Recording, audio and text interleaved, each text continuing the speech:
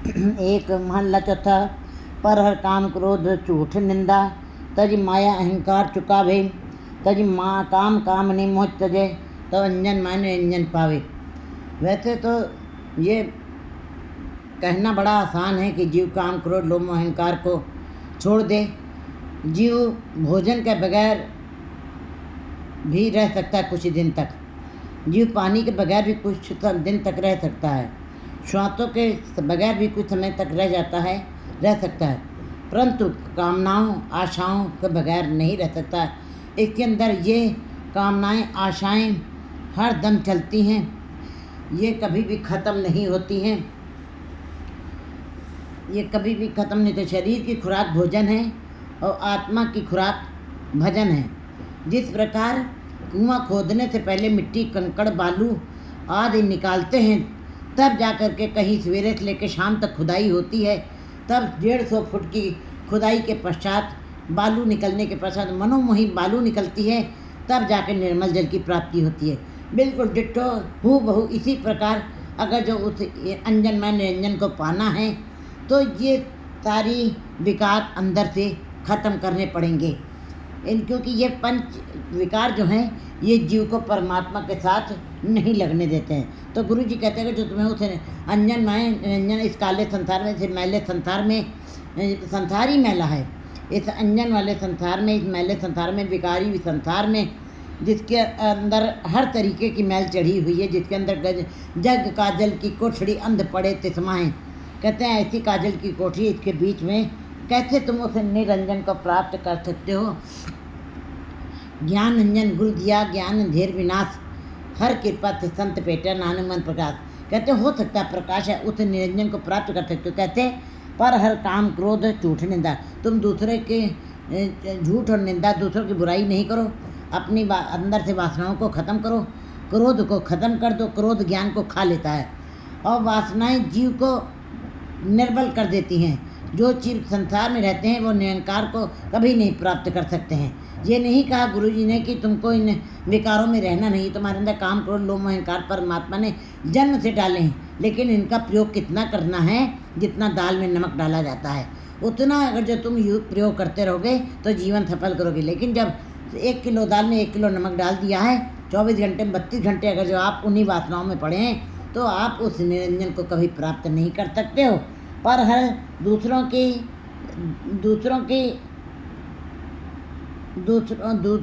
की बुराई नहीं करनी है, दूसरों के धन की तरफ नहीं देखना है और अपने काम वासनाओं को वश में करना है।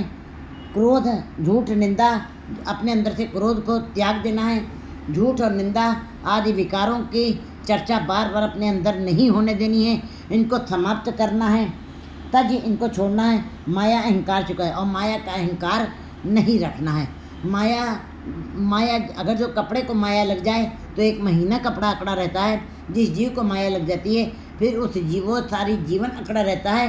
अकड़न में अहंकार और निरंकार दोनों साथ नहीं रहते, दोनों दुई न बसे एक ठाए, ये दोनों एक जगह पे नहीं रह सकते हैं। अहंकार को चुकाना पड़ेगा तब निरंकार बसेगा। तो गुरु जी कहते हैं अपने अंदर से तुम इन विकारों को ख़त्म कर दो, काम क्रोध लोभ झूठ निंदा, तो ईर्ष्या द्वेष चुगली निंदा सब अपने अंदर से ख़त्म कर दो और माया अहंकार चुका, अहंकार माया के अहंकार को भी ख़त्म कर दो। अहंकार आता है जीव को थोड़ा सा, चलत कत टेढ़े टेढ़े अस्त चरण बिस्ता के मुंदे दुर्गधि के बेढ़े। काहे कि तुम टेढ़े टेढ़े चलो, केवल माया नहीं, कहते कौन बड़ा माया बढ़ाई, माया नहीं बड़ा कर दिया, माया ने बड़ा करने के पश्चात और उसको अहंकार दे दिया। तो गुरु जी बता रहे हैं तज काम कामनी मोह तजे त अंजन मान निरंजन पाए। ये लाइन बड़ी आसान कहने में है कि तुम काम और कामनी को छोड़ दो, काम वासनाओं को छोड़ दो और कामनी को, कामनी माने स्त्री, कामनी माने कामनाओं की मणि, आशाओं की मणि और तृष्णाओं की मणि। स्त्री के साथ ही ये सारा संसार का बाजार चल रहा है। स्त्री के अंदर ही कामनाएं आशाएं और तृष्णाएं भरी पड़ी हुई हैं, जिसके साथ ये संसार जो है ये संसार में ही खच है।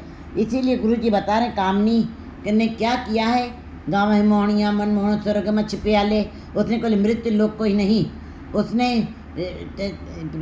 पाताल लोक में आकाश लोक में बसने वाले देवताओं को भी मोह लिया है। अपने रूप में, अपने रंग के अंदर वो भी उसकी गिरफ्त में आ गए हैं। और यहाँ तक कि सबका बाजार लगता है, लग रहा है, सारे पदार्थों का बाजार लगता है, स्त्रियों ने भी अपना बाजार खोला हुआ है। केवल पुरुष ही टेढ़े रास्ते पर नहीं चल रहे, गलत रास्ते पर नहीं चले, स्त्रियां भी, स्त्रियों ने तो बाजार बना लिया है अपने को, और बाजार जब लगाया है तो सौदा सब करेंगे जरूर। इसका मतलब है तभी तज काम कामनी मोह तजे, स्त्री मर जाती है, दूसरी को ढूंढने निकल पड़ता है। तो गुरु जी बता रहे हैं कि जो तुम काम और कामनी दोनों को छोड़ दो, अपने हृदय से इनका ममत्व तो खत्म कर दो, कहते हैं मोह तजे तब अंजन माने अंजन पाए, तब तुम उस अंजन बिना जो कालक से रहित है, जो अंजन से रहित है, जो धब्बों से रहित है, जो पवित्र है, जो निर्मल है, जो प्रकाशमान है, जो सदा ही निर्मल है, तब उस निरंजन को, जो धब्बों से रहित है, काजल से रहित है, कालक से रहित है, जिसके ऊपर कोई विकारों के धब्बे नहीं है, जो निष्कलंक है, ऐसे उस परमात्मा को तुम प्राप्त कर सकते हो जब तुम काम और कामनी दोनों को छोड़ दोगे। ये कहना बड़ा आसान है। आज संसार, आज भी हम इन खुली आंखों से देख रहे हैं, 80-80 वर्ष के लोग भी अपने मैरिज यूनिवर्सिटी का दिन मना रहे हैं, अपने बर्थडे मना रहे हैं, और उनको ये एहसास नहीं अंदर से कि ये मनुष्य जीवन बड़ा ही अमूल्य है, मनुष्य जन्म बड़ा अमूल्य है, इसकी उसको सूझ नहीं है, क्योंकि वासनाओं ने उसको, काम और कामनी ने उसको चारों तरफ से अपने गिरफ्त में लिया हुआ है। आज भी वैसे ही जीव पड़े हुए हैं, और वासनाएं ही प्रधान है, स्त्री की ही प्रधानता है, और उसी के अंदर सारा संसार खच है। निरंकार को कैसे प्राप्त कर सकता है? कहते तुम निरंजन को प्राप्त करना चाहते हो तो तुमको काम और कामनी को मोह पाश से अंदर बाहर निकलना पड़ेगा।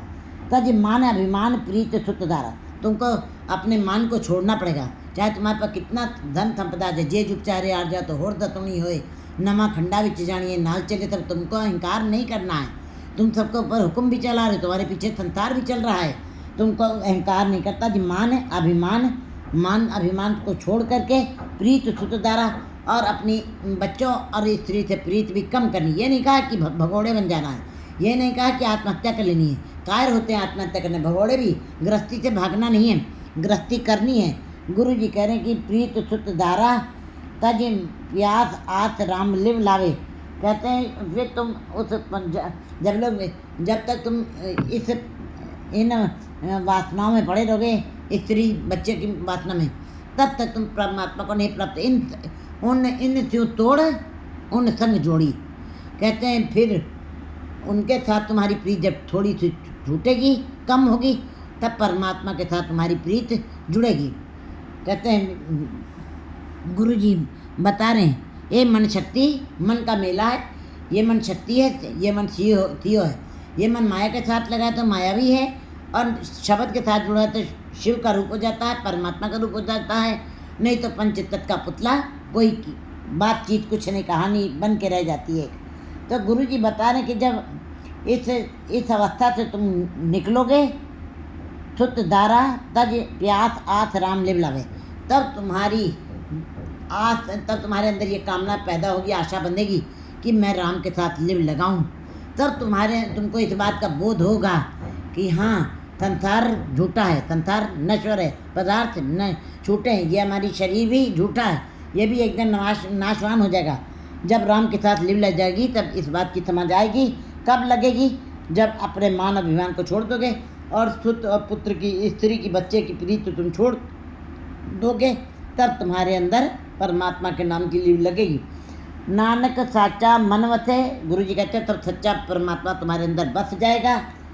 साच शब्द हर नाम समावे, और सच्चे शब्द के साथ जुड़ करके तुम नाम में ही समा जाओगे, परमात्मा का ही रूप हो जाओगे।